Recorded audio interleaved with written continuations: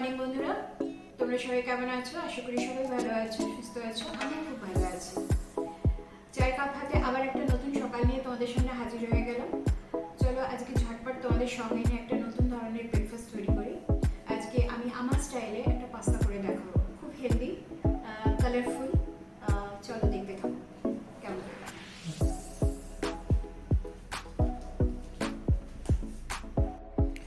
বন্ধুরা, যেরকম বললাম তোমাদের, আজকে সকালে ব্রেকফাস্টে একটু অন্য ধরনের করছি। এটা আমি বানাচ্ছি ব্রকলি পেস্তো দিয়ে পাস্তা। তো এটা বানাতে গেলে যা যা লাগছে উপকরণ তোমাদের সঙ্গে প্রথমে শেয়ার করে নিই। আমি এখানে বয়েল করে রেখে দিয়েছি এটা পাস্তাটা। এখানে আমার লাগছে ব্রকলি, এটাও ব্লাঞ্চ করে নিয়েছি সামান্য নুন দিয়ে। আমার লাগছে ধনে পাতা।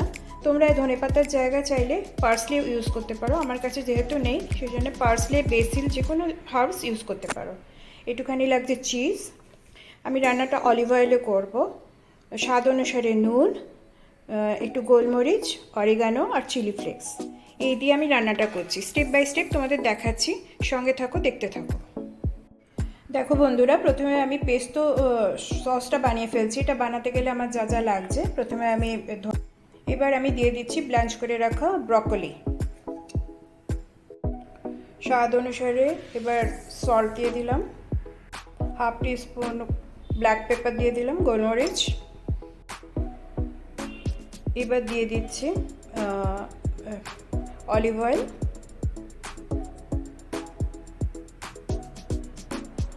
লাস্ট আইটেম আমি দিয়ে দিচ্ছি এখানে চিজ।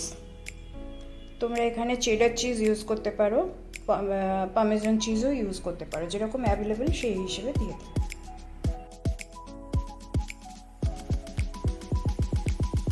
লাস্ট আর একটা ইনগ্রিডিয়েন্টস আমি অ্যাড করছি, আগে আমি বলিনি, এটা সিক্রেট। আমি এখানে ওয়ালনাট দিয়ে দিচ্ছি, আখরোট। তোমরা পাইন নাট থাকলেও সেটাও দিতে পারো, একটু ক্রাঞ্চি ভাব আসে, ভালো লাগে। ওয়ালনাটগুলো দিয়ে দিচ্ছি, দিয়ে একটু 1-2 চামচ মতন টিস্পুন ওয়াটার দিয়ে এটা আমি একটা স্মুথ পেস্ট তৈরি করে ফেলছি।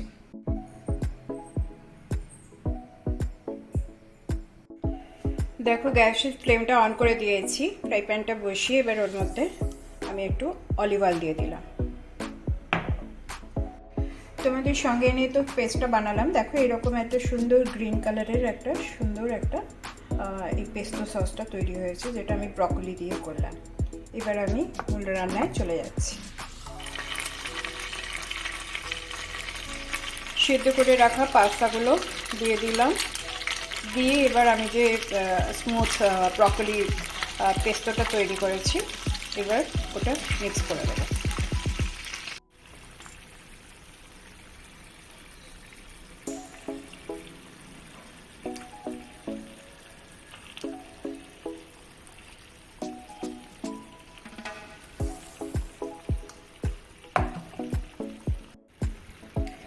এবারে পেস্তো সসটা মিশিয়ে দিচ্ছি।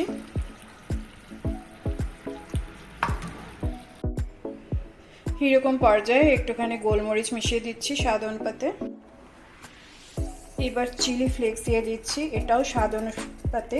বাড়িতে যদি বাচ্চারা খায় তাহলে এটাকে অ্যাভয়েড করতে পারো। এবার একটু অরিগানো দিয়ে দিচ্ছি। এবার ভালো করে সমস্ত যা যা উপকরণগুলো দিলাম মিক্স করে ফেলছি, কারণ এখানে সব জিনিসটাই কুক করা রয়েছে, কাঁচা থাকার কোনো ব্যাপার নেই। এবার লাস্ট উপকরণ, ওপর থেকে চিজ দিয়ে দেওয়া। আমি খুব একটা দেবো না, অ্যাভয়েড করছি। তোমরা কিন্তু জেনারেসলি দিতে পারো, যেরকম পছন্দ করো সেরকম হিসেবে।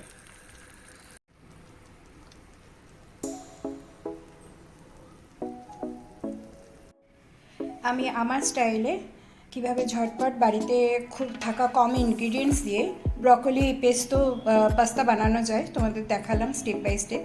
কেমন লাগলো বন্ধুরা? তোমাদের যদি ভালো লেগে থাকে কমেন্ট বক্সে তোমাদের কমেন্ট করে জানিও। তোমাদের কমেন্টগুলো পেলে খুব মনে জোর পাই, উৎসাহ পাই। আবার এরকম ধরনের কিছু রেসিপি নিয়ে তোমাদের সামনে হাজির হতে পারবো।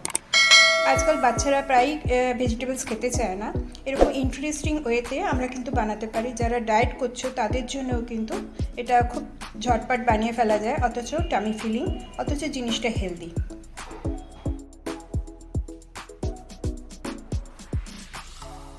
কেমন লাগলো বন্ধুরা? আমি আমার স্টাইলে আজকে আমি পাস্তা করে দেখালাম, কেমন কালারফুল গ্রিন কালার। ব্রকলি খুব হেলদি ভেজিটেবল।